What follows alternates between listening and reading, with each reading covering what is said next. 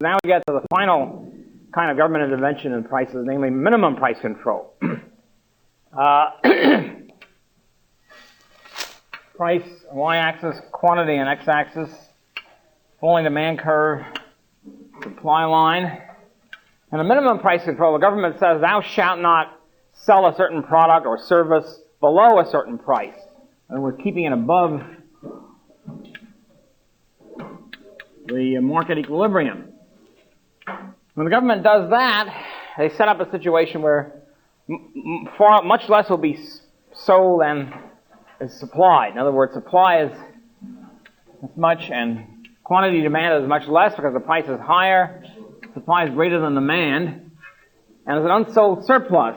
In a free market situation, with an unsold surplus, prices fall, they have to cut their prices because the surplus piles up, and you wind up back here with a equating supply and demand at the market clearing price, and you eliminate the surplus. But if the government says, no, you can't do that, it's illegal to sell the product for less than this, you then have a permanent surplus.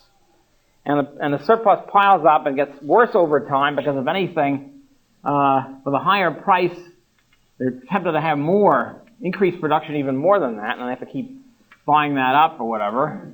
So you wind up with even more surpluses over time. Surplus gets worse and worse as time goes on, just like a shortage gets worse and worse with maximum price control.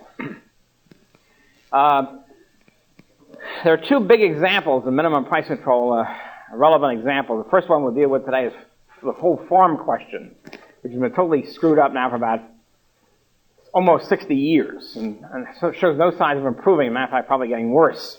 And the other is the minimum wage law, which we'll get to on Thursday. Basically, the way the farm situation started is that it was back in World War I. It goes back, everything starts with World War I, as a matter of fact. In the case of the farm question, just before World War I, when Europe was at war and we weren't, we came in 1917, they were blockading each other. In other words, the warring countries were blockading each other. They couldn't buy any food from each other. On the other hand, the United States was neutral, and so they bought a lot of food from the United States. So what you had was an artificial increase in the demand curve for farm products, wheat, cotton, corn, that sort of stuff. And so, of course, that means tremendous increase in farm prices and an expansion of farm production. And this continued during war, when we got into the war, because then we have the United States government was buying stuff and shipping it abroad and so forth and so on. So you had, in other words, before and during World War I, an artificial increase in farm prices and farm production. The farmers never had it so good before or since, in a relative sense. So after the war was over, there's a big drop. Of course, everybody goes back to normal.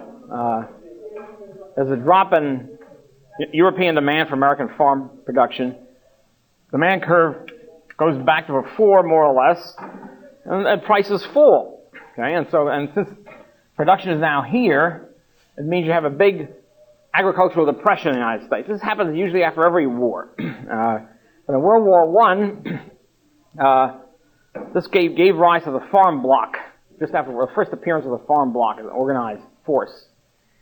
And the farm bloc, ever since then, has been trying to live the way the farmers would like to have become accustomed back before World War I. In other words, they wanted the same relative income, relative price structure now as they had in the 1910, 1914 period. And what they did is they called this parity. Half the battle in any kind of political struggle is to find a good name for what you want. If you call it, if you want to get a monopoly privilege, you don't call it monopoly. It doesn't sound good. You call it fairness or some other crap.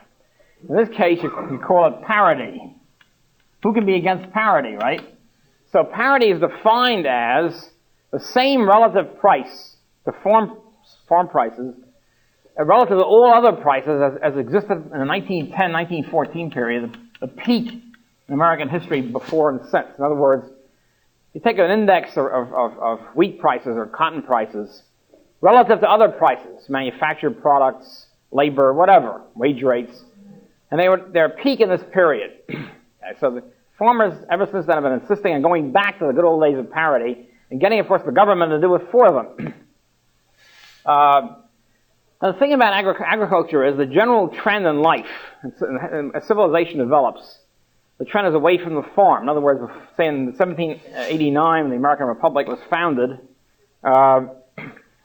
everybody was a farmer. Let's say 95% of the people were farmers, and the rest of the people essentially were merchants shipping farm products. In other words, exporting farm products and importing manufactured goods, more or less. This is, roughly true. So you start off in a world where 95% of people are farmers, and as civilization develops, as industry grows, services, all that sort of stuff, people leave the farm and go to cities and suburbs and all sorts of other places and get better jobs in other areas.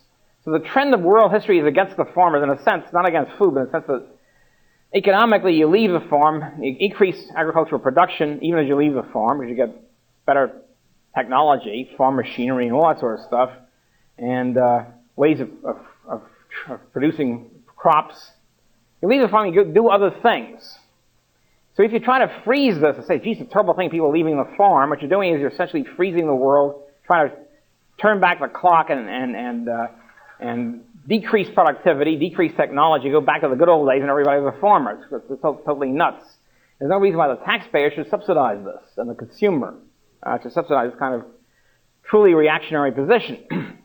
Because the fight against modern world, against industrialization, against everything else. But it's still going on, of course, even though right now only 6% of the population are farmers. 6%, and for all the fuss is made about it, you think the whole world is farmers. And this is not only true in the United States, by the way. Almost every country outrageously subsidizes their own farmers. And Europe is a common market. It's supposed to be free trade between all the European countries. There's no free trade, because every country protects its own farmers to the hilt, keeping out cheaper and better farm products from other countries. So every country has this wall of protection around their own farmers. So the American farm situation, the farm bloc begins, interestingly enough, not with the farmers, didn't know what was going on mostly. It begins with a few people who are, number one, farm equipment manufacturers, farm machinery manufacturers, okay? Who realize if the government subsidizes a farmer, they too will be subsidized even more, as we'll see how. Farm machinery.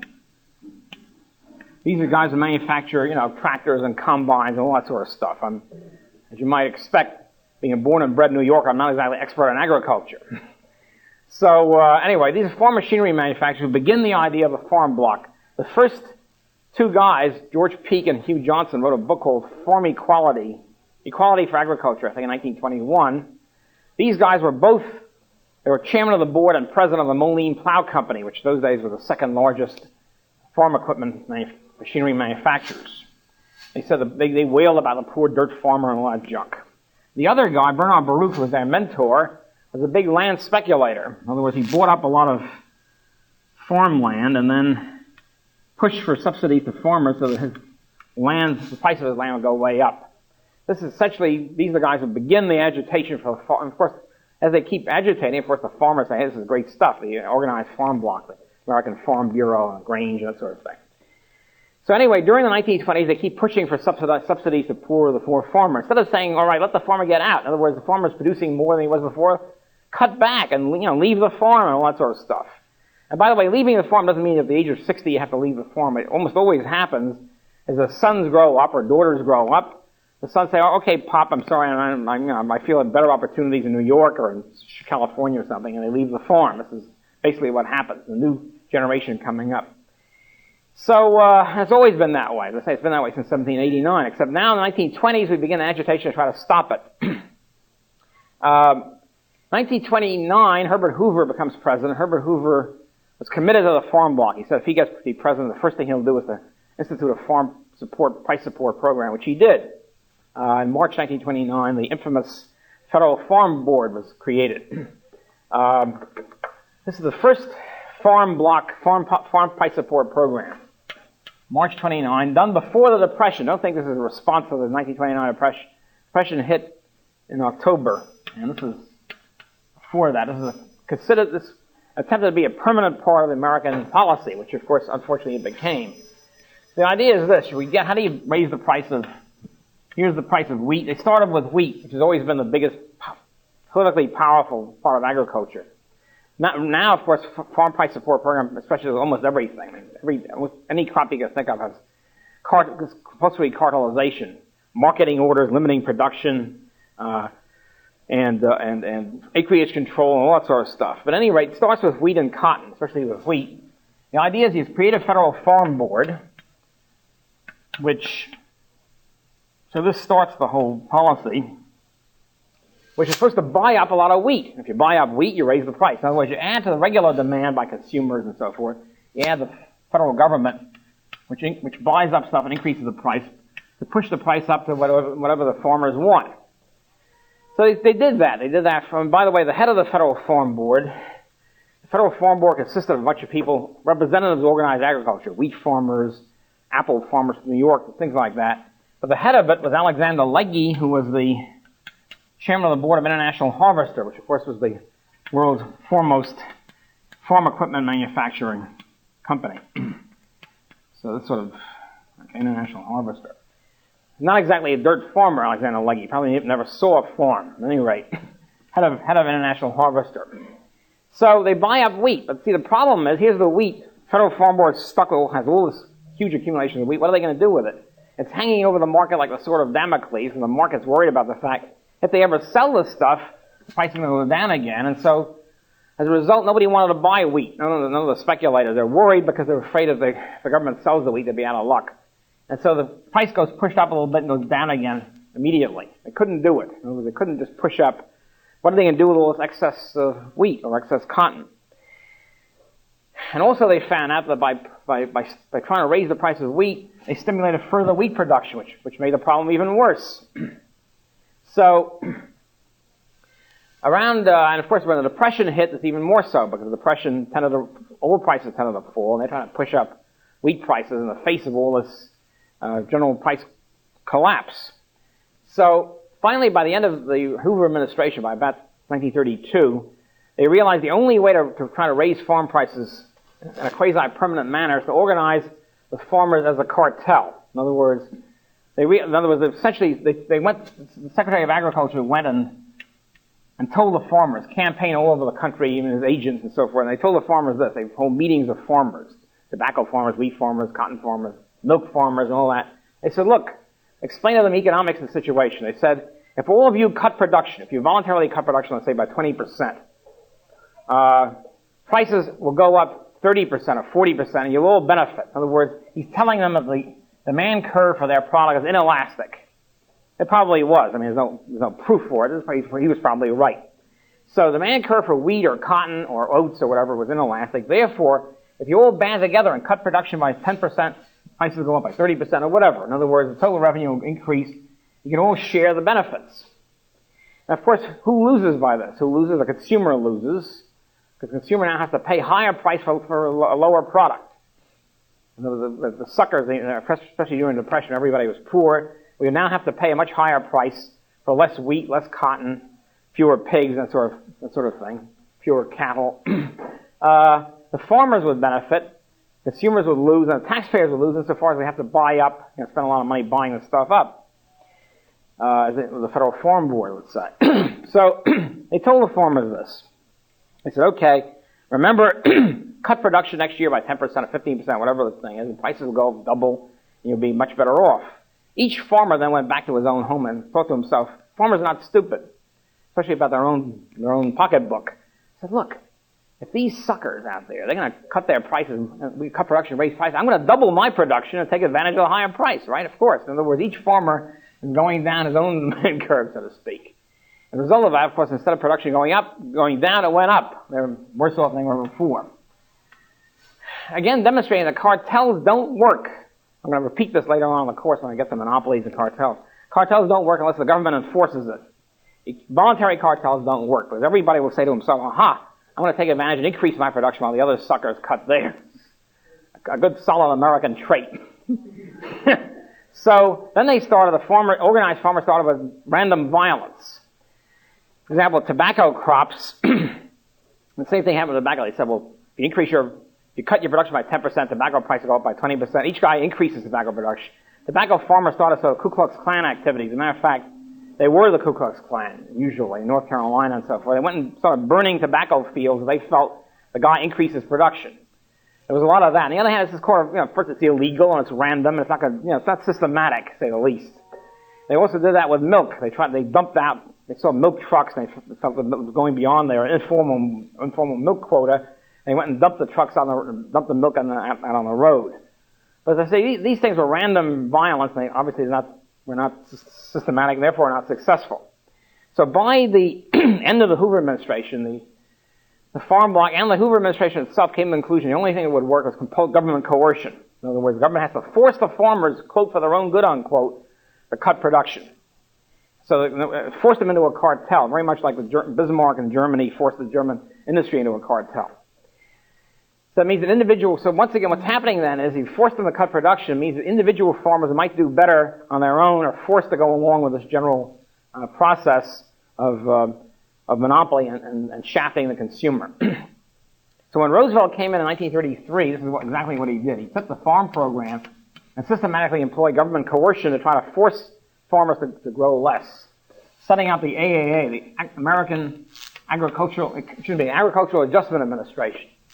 Official name of it. A vast bureaucracy in the Department of Agriculture that trying to force farmers setting maximum quotas to force farmers to cut production so they can raise price and all benefit by the cartel. That was the concept. Now this is pretty outrageous. It was a famous example. They try to force the farmers to cut their pig production by 1/3, the number of pigs they raised. It's the middle of the Depression and lots of people were starving in the cities. Here they're organizing agriculture in the name of a, quote, welfare state, which was a New Deal alleged contribution to the American economy, to cut production and raise prices while people were starving in the cities. I don't call that a welfare in any true sense. It's a welfare system. Okay? This is a welfare state in action. At any rate, so they figured, however, it would be difficult to cut production directly. To cut production, which they're doing now in a lot of cases, however, tobacco and all sorts of other peanuts. The cut production means you have to police everybody's output. You have to have some kind of way of policing marketing to make sure that Zeke Jones farmer doesn't produce more than his quota. They figured an easier way to do this is to cut his acreage, because acreage is visible. The Department of Agriculture county agent can drive around the county and find out how many acres Zeke Jones is cultivating wheat. It's very easy to see. So acreage is a visible thing. So instead of having production quotas, cutting production by a certain amount, they can force them to cut acreage because it's more easy to enforce. So they put on acreage control, maximum acreage. Okay, so in other words, if maximum acreage quotas. So let's say here's Zeke Jones, wheat farmer in Kansas, and he's say 100 acres devoted to wheat. They tell him everybody's got to cut their wheat acreage by 20%. You have to take 20 acres out of production and only have 80 acres worth of wheat. By doing that, they thought they would cut production by 20%. You cut acreage by 20%, you cut production by 20%, right? Wrong. It's not the way it worked. The farmers indeed obeyed the law in most cases and cut their acreage. However, farmers are smart. They said, here's what we're going to do. They're forcing us to cut acreage. What we'll do is we'll take our 20 lousiest acres. Because acres are not all the same. 1 acre is not the same as every other acre. Take your rocky soil, stuff that's no damn good anyway. You take that out of production, and you concentrate all your best efforts on the 80 acres. You take the 80 best acres, and you mechanize.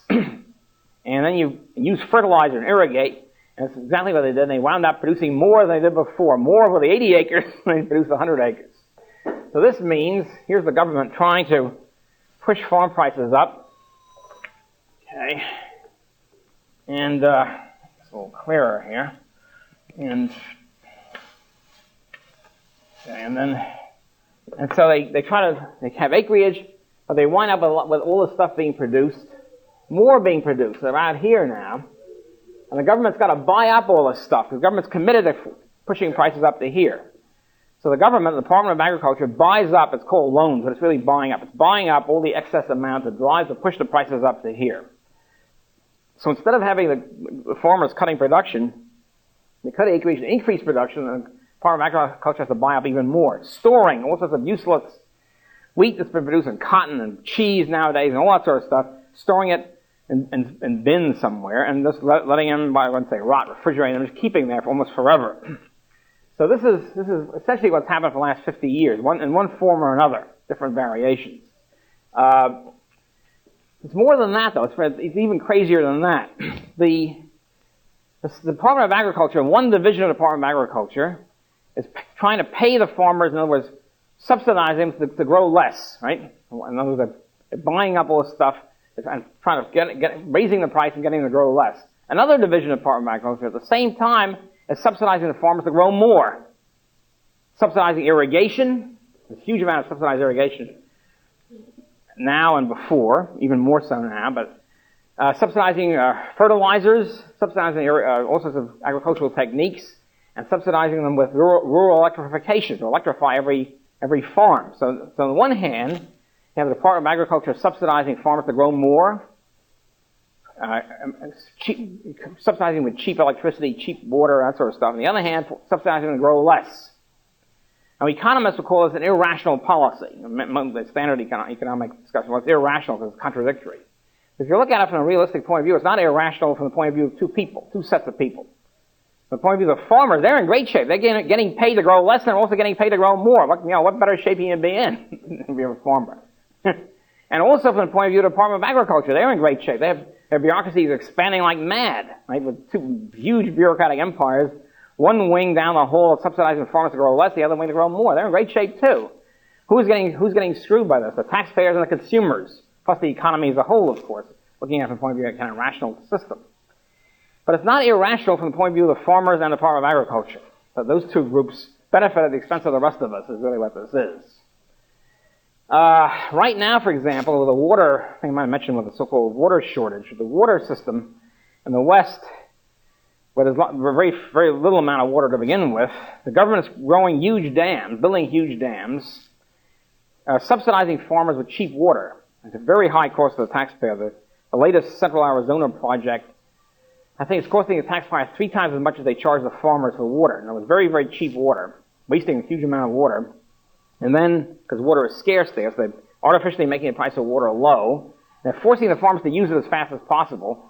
The farmers then grow a lot of crops, cotton, wheat, etc., which then the government buys up because they want to raise the price. In other words, they subsidize the farmers to grow more, so then the government can buy them up because they want them to grow less. I mean, totally nuts from any point of view except that of the farmer and the Department of Agriculture.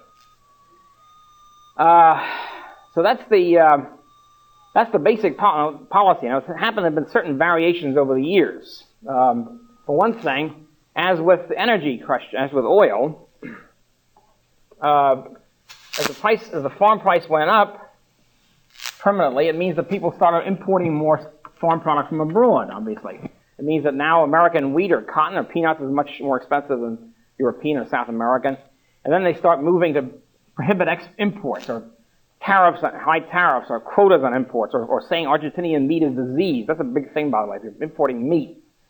First you artificially jack up meat prices like by farm price allocations and controls, prices of pork and beef, etc. And then people start importing more beef, let's say, from Argentina, and then you say, it's diseased.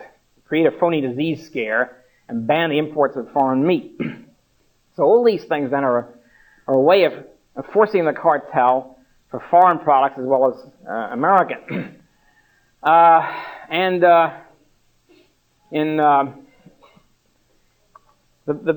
sometimes when the world price goes up, in other words, sometimes during this 60-year period, agriculture prices are high, and then we unload the surplus. In other words, the surplus, then we were able to sell stuff abroad. But in most cases, most of the time, American price has been way above the world market price, and so we're stuck with these piling up. What do we do with the surplus? Well, who knows?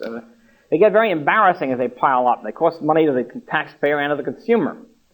Sometimes they're dumped abroad. One of the reasons for the food stamp programs, they're able to get rid of the surpluses through the food stamp program. The major lobbyists for food stamps are not the welfare people. They're the farm bloc. The farm bloc wants another kind of guaranteed income for the farmers, and guaranteed way of siphoning the stuff off. They can build out more surpluses. The major lobbyists for the farm program are one, as I mentioned, the farm equipment manufacturers, farm machinery manufacturers, The big farmers, the small farmers don't really care that. Many of the small farmers are hurt by the program because the subsidy is per bushel of wheat or per pound of cotton. The subsidy is per pound rather than an income subsidy. So small farmers usually lose out because they have to cut their acreage. They can't mechanize that much. And the big farmers, in the wheat situation, there's a so-called wheat democracy. Every 3 years, I think it is, the farmers can get together and vote on whether they should continue the farm price support program. That's great. I mean, we can't vote. We're not allowed to vote on this. There's a referendum for wheat farmers. Should they continue this outrageous subsidy of wheat farmers? And actually, they always vote for it. Except the small farmers are not allowed to vote. Those who have less than 100 acres or less than 1,000 acres, whatever I think it's 100 acres, can't vote because they probably will vote against the program. In other words, only large farmers can vote, and so then actually the large farmers and middle-sized farmers always vote to continue this thing. Another thing that happens is this, that when they pour in fertilizer and irrigation, etc., and a mechanization to the extra 80 acres, they mechanize more than they would have with 100 acres. When they mechanize more than they would have, especially helps the farm equipment manufacturers. You see how this works. In other words, you're forced to cut out 20 acres. So you take the other 80 acres, you mechanize it, so you have to maximize it, intensively produce on the 80 acres that are left. This tremendously helps the farm equipment. Of course, farmers then buy a lot of farm machinery. This is one of the big reasons, which is only discovered recently by historians. One of the big reasons for the big migration of blacks from the south to the north in the early 1930s, namely most of the blacks in the rural areas and the cotton areas in the south were sharecroppers. In other words, they were sort of a kind of tenants on large wheat farms, and they would pay a certain amount of the production to the wheat farmer. In other words, they pay in like sort of proportion of the wheat that they produced. So the first thing they did when the farmers decided they had to mechanize because their acreage was cut, was to kick out the sharecroppers and then mechanize on the other 80 acres. So all of a sudden, a lot of these black cotton farmers in the south were suddenly unemployed, were suddenly tossed out on the labor market, and they migrated to the north. And so a lot of them, of course, were in very desperate straits. And this starts a lot of the whole welfare problem, the migration to north and welfare problem, created, in other words, by the New Deal agricultural program, which was supposed to bring us the welfare state and help all of mankind. That's applause. Okay, the other big lobbyists for this program, that's our high-tech heating system here. The other big lobbyists for the farm program are the warehouse owners. The government stores all the surplus stuff in warehouses. Almost all of them are private warehouses. They're not government-owned warehouses. They contract in private warehouses.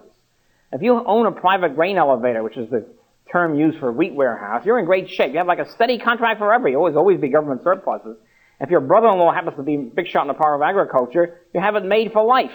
You have like a permanent contract for 2 million bushels of wheat to be stored in your damn warehouse. They're called grain elevators, by the way, because they're very tall for various reasons. So there's an elevator, sort of like a belt that carries the wheat up.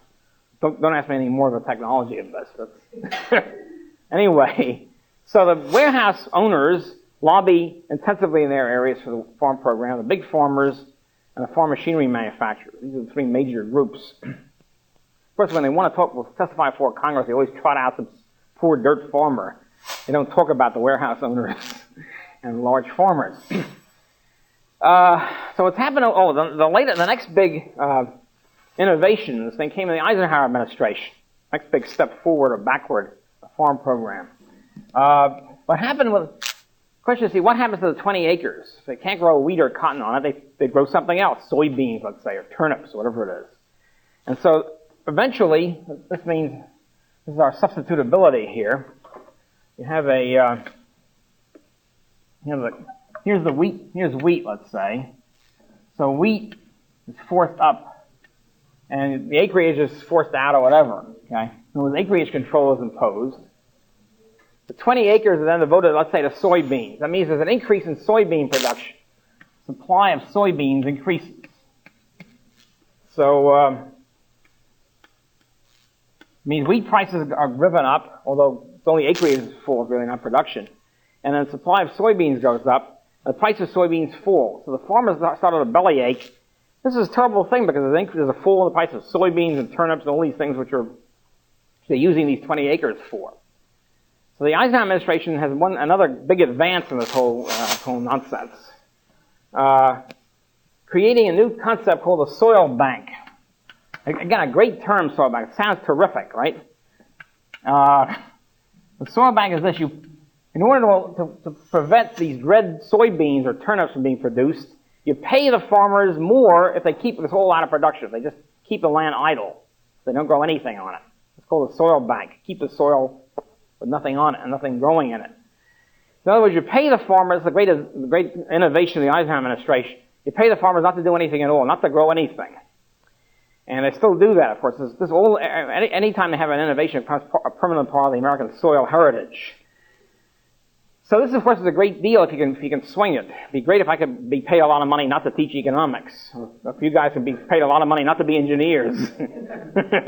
And you can see how the world economy would progress with this. And so this, as I said, this is still there. I mean, they're still taking land out of production and just making it sit there because to make sure that all prices can be pushed up instead of just some prices. During the Nixon administration, there was talk about eliminating farm price support altogether. They actually passed a law, sort of a 3-tier law or something, a stopgap, but that's also still in. It gets to be very complex legal structure. All these things get larded on top of each other. But anyway, for a while there, when world agriculture prices were fairly high, they were talking about eliminating the farm price support program. That's now out the window, of course. They're back worse than ever. What the Reagan administration did to their innovation, making things even worse, is called PIC, called Payments in Kind Program, PIK, where they pay the farmers still more if they agree to cut production by half or something. In other words, they'll pay them back. It goes like this. Let's say the government stored up a lot of wheat. Okay, so they tell the farmers, if you cut your production from here to here, we will pay you back in the wheat we've stored up. In other words, we'll pay you the wheat and you can then sell it. So this way you try and unload your surpluses. And if you cut your production in half, we will then supply you with wheat from our storage free, called Payments in Kind Program. Another form of subsidy. It hasn't worked at all. As a matter of fact, generally in a state of collapse in a couple of years, the farmers are worse off. What's happening now is the farmers are now bellyaching about being in a state of depression. And the reason is, it's very similar to why the railroads are in a state of permanent collapse after 100 years of government regulation, and the airlines almost collapsed before deregulation. It's because after a long time of this sort of stuff, the whole industry gets inefficient and monopolistic and falls apart. The farmers, in particular, have a sort of a penchant when they're in good shape, when things are going well, when prices are going up, means their land values are going up. They borrow heavily, speculating in increase in their land values. They mortgage their farms to the hilt, they mortgage their houses to the hilt because things are going up. Well, of course, prices rise and fall just like anything else. And when the farm prices go up, they plunge heavily and borrow to the hilt. When farm prices go down, they get caught short because now they have to pay up. And when prices are lower, they can't afford their mortgage payments, and they're losing out. Then, of course, they turn to the federal government for aid. For some reason, they are the darlings of American life. They're sons of the soil. They've got the pitchfork and all that nonsense. Actually, probably none of them have seen a pitchfork. It's all mechanized anyway. And then they come running to the government. No, we're the farmers. We have to preserve American soil, American character, and all that crap. And so they usually get bailed out. And so it's an amazing thing because, I say, there are very few farmers left. There's only 6% of the population is farmers. And yet somehow we still think has this mystique of a farm. And so almost invariably they get bailed out. But the result is, in the long run, after many years, decades of this, they're worse off, in a sense, worse off than before. They're heavily in debt. They can't pay the debt. And of course the government says, okay, we'll bail you out, give you a long-term loan, and we'll half pay out your mortgage or whatever. But there's a big campaign of crying about the farm problem now. So this is, this happened now in the last 60 years. So now it's sort of institutionalized. It's almost part of the American heritage. In the case of tobacco, there's now marketing orders. There are specific orders for different products. In the case of tobacco, it's even weirder. It's very much like the taxi medallion, which we'll get to later on in the course, or like the oil import program. In the case of tobacco, not only is there these farm price support programs and acreage controls and all that, there's also tremendous cut in supply or restriction on land. And you have to own the right to produce tobacco. In other words, supposing I buy a farm, and I can grow tobacco on it. For example, Pennsylvania, lots of farms which can grow tobacco. Let's say it hasn't been growing it recently. I buy the farm, I start growing tobacco. I can't do that. It's illegal. I have to buy the right to produce tobacco. And the right is carefully restricted. So, in other words, I have to buy a farm which now produces tobacco. And can only produce a certain amount. So it's all very restricted. The price, of course, becomes a monopoly price, which carries with it the right to produce tobacco. In other words, if you have a certain amount of land here, let's say the value of the land, tobacco land is, I don't know what let's say $1,000 an acre, something like that. If the price is $1,000 an acre, but land is so placed that you can't grow tobacco on land which doesn't have the federal right to grow tobacco stamped on it, so to speak, like a taxi medallion. Then the price goes way up. It's maybe $5,000 an acre, whatever the price is, to give you the monopoly right to produce tobacco, which is conferred upon you by the federal government. So the result is you have a huge increase in land prices for tobacco land, but tobacco farmers are cleaning up. In other words, they get not only the farm price support increase, they get the land monopoly. So he's very tightly restricting the amount of land that can be used for tobacco. It's like medallions. I'll get to later on. There's 11,747 taxis in New York with medallions on it, and it's been the same way since 1937, 50 years, with an absolutely fixed amount of taxis. So, at any rate, the result. In order to buy a license, well, I'll get into that later on, but to buy a license for a cab, it used to be $10. And you go down, you get a license, you prove you can drive a cab. You buy your cab, whatever the price is, plus the $10 for the license. That was it. That was until 1937. 1937, to help out the cab industry, the Depression, they decided to issue no further licenses. And there have been no further licenses from that day till this. 50 years of no license. In order to buy a license, therefore, to drive a cab, or own a cab, you have to buy it from somebody else, because the total is restricted. Very much the same in tobacco, agriculture, tobacco land. So that means there's a market price for the license, for the medallion, because you can't get it from the New York City government. You have to get it from guys willing to sell his taxi. And the result is it's now a little over $100,000. Note that. In other words, the price of a taxi license was $10.37. It's now $100,000, $105,000. So this means in order to own a taxi, you have to go deeply into hock or whatever. You have to have huge capital investment. And there was Mayor Koch a few years ago had a pretty good idea. His idea is, well, in order to break this thing, he would give each taxi owner right now another medallion, another license, free, provided he or somebody else uses it within a year or something. In other words, the guy would have to then sell it to somebody else. And they still refused to do it, the taxi people. They fought like hell. They were afraid of any increase in supply. They wanted to keep their monopoly price. They were worried about even getting a free license. They were worried about the demand curve, basically. They were worried that they might have a loss in total revenue. So they hung onto it. And since the taxi association lawyer for the taxi association in New York, the famous or infamous boss, absolute boss of the Bronx democracy, Stanley Friedman, who virtually controls the city council, any attempt by any mayor to sort of break the monopoly has been going to defeat. Stanley Friedman, of course, was involved in this famous parking license bureau scandal. He's an elegant-looking guy with a goatee. At any rate, I'll go into this further when we get to monopoly, because it shows you various ramifications of this. But these various methods to tighten up the whole system, to try to make sure that there's no increase in supply of product. To cut, in other words, not only cut acreage, but also cut production. Make the thing even tighter.